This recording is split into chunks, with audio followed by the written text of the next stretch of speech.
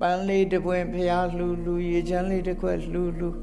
ဖျားကိုလည်းအုပ်ချီမိုးရှိခိုးအဲ့ဒါလို့ကုသိုလ်ကောင်းမှုလှုပ်တိုင်းနိဗ္ဗာန်ချမ်းသာအတွက်ဖြစ်ပါစေဆိုတဲ့ဥတီချက်လေးထားလို့ရှိရင်တော့ဒီလမ်းကြောင်းရောက်မှာပဲသိချာအဲ့ဒါလို့တော့ဥတီချက်မထားဘူးဆိုရင်မရောက်ဘူးเนาะမရောက်ဘူးဒါကိုဝိဝတ္တနေတိတာကုသိုလ်လို့ခေါ်တယ်နိဗ္ဗာန်ကိုဥတီချက်ထားမယ်ဘာပဲလုပ်ပေါ့ကောင်းမှုလုပ်တဲ့ဆိုတာအသေးဖွဲရလို့မရှိဘူးကုသိုလ်ကနေအားလုံးဟာဒီနိဗ္ဗာန်ကိုဥတီထားရဲ့နိဗ္ဗာန်ရောက်အောင်ပို့နိုင်တယ်စွမ်းရည်တတိရှိတာကြီးပဲလို့သူတို့ပြောတာเนาะ